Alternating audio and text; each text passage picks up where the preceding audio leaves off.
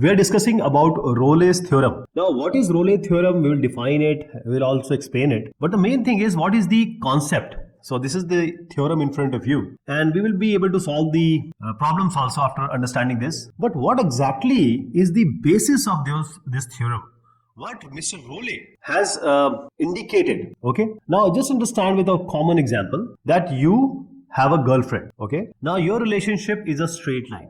It's going very well, no problem at all. Now, after certain point, your girlfriend is loving somebody else, or your things are not going well. So she is going somewhere else, okay, meeting some other friends, etc. It may be possible she will never come to you back. She will never return to you. But at certain point, it may be possible that she can come back to you, okay? Now, this straight line is your love line. Now, she can think one time, she can think multiple time to return to you or come back to you. So this may happen one time, this may happen many times, because it all depends on her mood, her relationship with the other people. Okay, so maybe she may come back, she might not.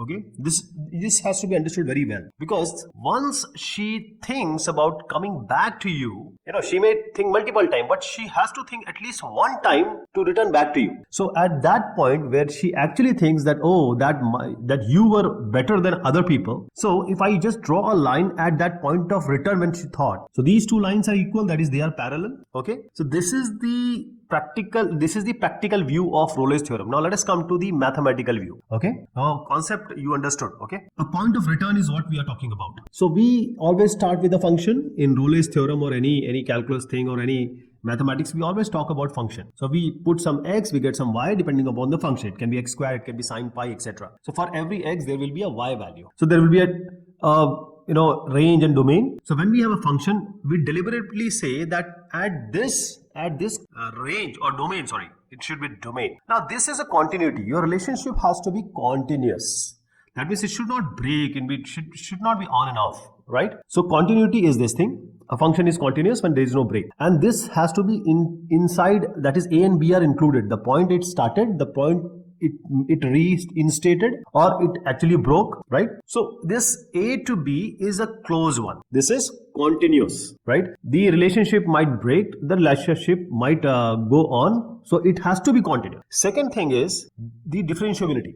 Your relationship should not come to at this peak where it can go anywhere. There may be point of return, there may be point of no return. So differentiability means there is no peak. Continuity means there is no break, right? So the function has to be continuous in the closed interval and differentiable in the open interval. Open interval means a and b are not included, because in differentiability it is always possible that at start and end point there may be some, because it might take some time to get in love, right? So these a and b are not included in differentiability, but they are included in continuity, right? So Mr. Rolle is saying that when we start with a, that our relationship start, and this is A point, this is B point. Now, after all the roller coaster in your relationship, emotional and thinking, and your togetherness and non-togetherness, there is a continuity. Okay, there is a differentiability also. And after some time, that is from A to B, you are meeting again. So there has to be some point between A and B, that is C, at least one point. I'm saying it may be multiple points, but it has to be at least one point where there is a point of return, and this point C should lie between A and B. Okay, if you are at B and you get married to somebody else, then if she comes back, it doesn't matter. So the fx, when we differentiate it, differentiation of a function means finding out the m, finding out the tan theta, finding out the slope. That is all differentiation means, d by dx, rate of change. So when this at C, when we draw a tangent, when it becomes parallel to x-axis, that is, the angle of x-axis is what? 0 means tan theta is 0. Okay, and the slope is 0, the x-axis. When it is parallel to x-axis, when we draw from C a tangent, that means that it is parallel, and when the parallel is computed using the differentiation, this is 0, f dash c is 0. Okay, so let us see for more example. If you start a relationship, it all goes well from A to B. This is a straight line, so there is no issue. You verify the Rolle's theorem because f dash c is 0. Here also, you go to a peak. Here you have two peaks, one above, one below, and then there is a point in between. They are point of return, and when we draw a tangent to these 2 points, they are parallel to your x-axis. That is f dash c is 0 in these 2 points. So there has to be at least one point, but there is no restriction. There can be say innumerable points. Now this can happen. She is so in a other relationship which is so low, she has to come back to you. So this is the up downward kind of graph. So when you start with A, come to B, and when this A and B comes to same parallel, that is the FA and FB becomes equal, the y of fx and fy becomes equal. Then at certain point in between there has to be a line which is parallel to x-axis, that is f dash c equals to 0, right? Now this is just an example. Let us go to the actual question and see how do we employ and use this Rayleigh theorem. Now the solution has been shown, but the thing is, if you understand it, very well. If you don't understand it, that is why you are viewing this video, because you want me to explain. So y is equal to x square plus 2, right? Now fx is the function which is y, which is x square plus 2. First thing has to be, it has to be continuous. The function is polynomial, it is continuous. The domain is also given -2 to 2, so it's really continuous. It is differentiable also. So continuity means there is no break. Differentiability means there should not be any peak or sudden turn. So if differentiable it has to be continuous. So continuity differentiability is established here. Second thing of the Rayleigh theorem is FA and FB. The first point and the second point, that is the end point of the domain. So f minus 2 is there, f2 is there. Let us put these value and let us find out what do we get out of it. So in the place of x, I am putting first -2, that is the left hand point or the left point of the domain. Right point of the domain is 2, so we put f2, that is 2 square plus 2. Here we get 4 plus 2. Here we get 4 plus 2, so you get 6 and 6. Now FA and FB is equal. So the Rayleigh theorem is saying that it has to be continuous, it has to be differentiable, it has to have FA equal to FB, that is the y point of those coordinates should be equal. So y is equal to fx. Now you have to differentiate, that is you are making a tangent at that c point. So f dash x, let us differentiate it. X square plus 2 differentiation is 2x, and when it becomes 0, this is f dash. When it becomes 0, what is the value at which 2x becomes 0? When 2x is 0, that means x has to be 0. So you are talking about c as 0. This at what point this differentiation becomes 0? At x equal to 0. So the c point is nothing but 0. Okay. Now this c0 we have got, but it has to be between -2 and 2. It should not go beyond the left point or the right point of the domain. Okay. As I said, if you love somebody after your marriage, if she comes back, there is no point. So this point is coming between -2 or 2. Let us understand with a number line. You have a -2 here, on the right we have 2, and 0 really comes in between. So we have verified this using the Rayleigh's theorem. Now mean value theorem, that is called the Lagrange's MVT. Now we would like to understand the practical concept, because the explanation and the example you will see. Now this MVT is 1 plus or of a Rayleigh's theorem. You can call it as Rayleigh plus plus. Okay. Now what Rayleigh's theorem says, practically I told you also. Now you have a girlfriend. Okay. Now what happens here, that you have a relationship. There is a straight line in which you are going. That is your love line. Now after some time she goes to somebody else. She starts loving somebody else. Now when she comes back to you at some point, if at all it happens, then there has to be some point where she might have thought about you coming back. That is, she might not be interested in other relationship. She might be thinking, oh my, that is you yourself is very good. So this point of return, when you draw a line parallel to that point of return, it has to be parallel, or should be parallel to your love line. So it is a love line. So you start with A, and then you make a graph or graph your relationship. At one point you were in relationship, at other point also you were in relationship, and these two are equal. That is, FA and FB are equal. That is, you come to the same point. So when you draw a straight line through it, it has to be parallel to x-axis. Now the Rayleigh is saying that the love line should always be parallel to x-axis. Mean value theorem, Lagrange's went ahead. He said the love line should not be parallel to x-axis. It can be at some angle also, because all the relationship are not straight lines. They may have some angle with the x-axis. But in this case also, that when you come to the same line, that is, it may be some angle to x-axis. When you come to the same line at certain point, there will be some point of return, and when we draw tangent parallel to it, it will be parallel to the line which is not a parallel to x-axis. Okay, so it might be possible that there may be multiple thinking of returning back. Your girlfriend might be in different relationship, and every time she might be thinking about you and saying, oh no, I don't want to go back.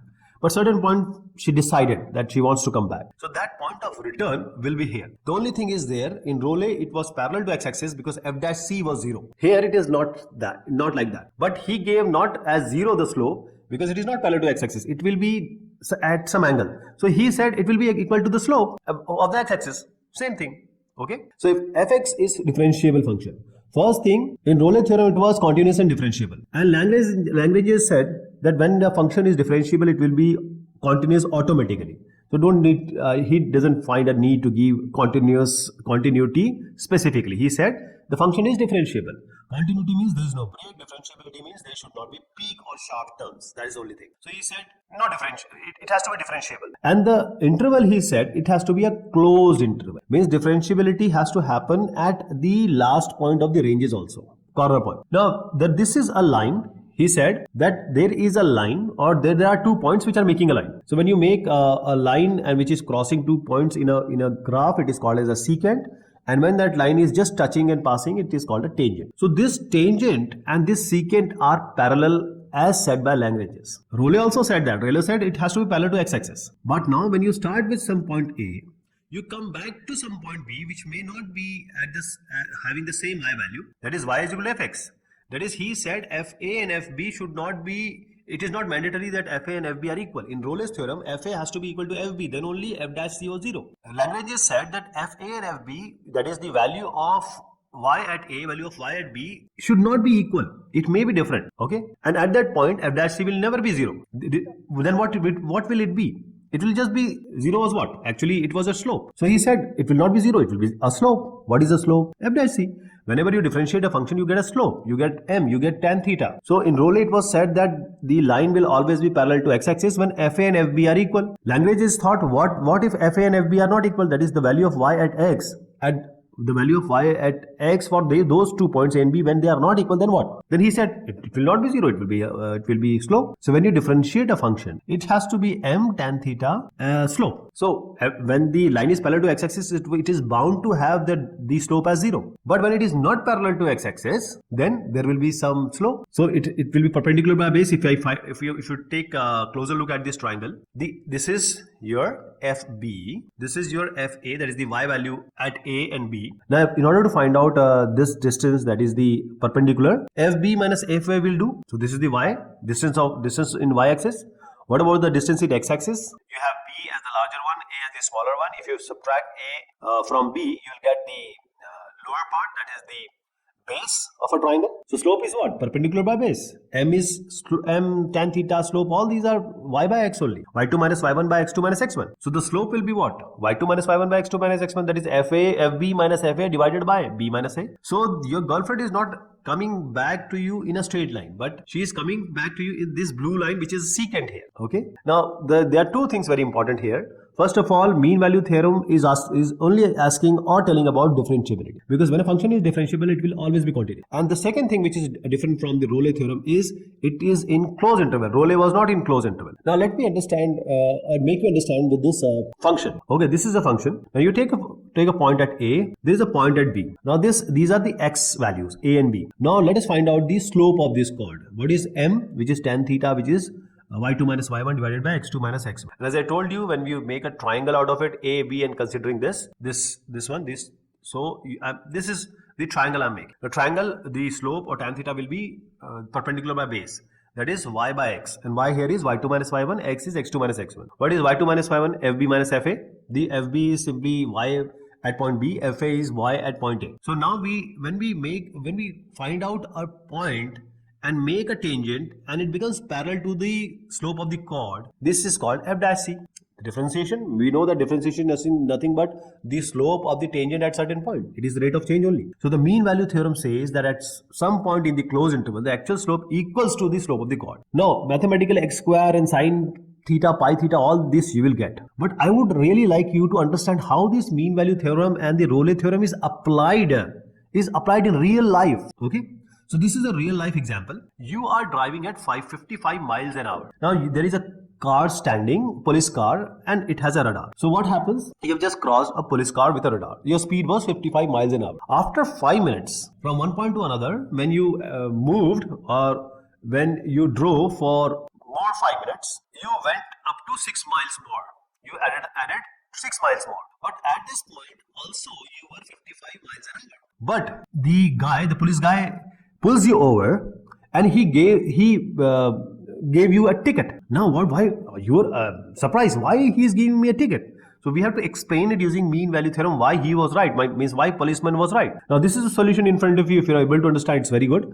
But I'm here to make you understand how this actually works. Okay. Now you are saying 55 at one point, 55 at another point. But because you are being given a ticket or a challan, that means there must be some point in between, at least one point, that you have increased your speed limit to that limit where you will be given a ticket, right? So how did he understand? You have to understand there has to be some point of return, that is from 55 to 55. That means you have gone to some 70, 80 and then came back to 55. So the basic thing is we want to find out at one point where you return. So we'll find out the slope. FB minus FA divided B minus A. What is B minus A? See, A is the initial point, B is the next point. So we are talking about x and y, x comma y, a coordinate point. So velocity is distance by time. Velocity is distance by time. So distance, let us start with say we start with 0. This is a distance. I'm just starting with 0. We don't know how much we have traveled. So we at one point where we cross the police, we say that the distance is 0. And at 6 miles, because you went ahead to 6 miles, how much is that? So the time is 0. As I said, time is 0 and time will be 5 minutes at a later point. So time is 0 at 1. This is x. Time is 5 by 60 because it is 1 by 12. So this is T1 and T2, you can understand. T1 is 0, T2 is 1 by 12. So what is now the distance at 0 and what is the distance at 1 by 12? That is F0 and F1 by 12 you have to find out. Okay. So this is x1 y1, x2 y2. As I said, the slope is, or the rate of change is y2 minus y1 divided by x2 minus x1. So F12 minus F0 divided by 1 by 12 minus 0. And F12 minus F0 is what? Because these are distance only. Because speed is a distance of time and velocity is a function of distance and time. So 1 by 12 minus 0 is your velocity is distance by time. So distance is 6 and time is 1 by 12. The difference. Okay. So when you compute it, it is 72 miles an hour. That means you have gone to 72 miles hour some point in your voyage, in your travel. That is why you are given a ticket. And that is how we use the mean value theorem or the Rollet theorem in actual scenario to solve many real life problems. So I hope you have a better idea of Rollet's and mean value theorem now. Thank you so much.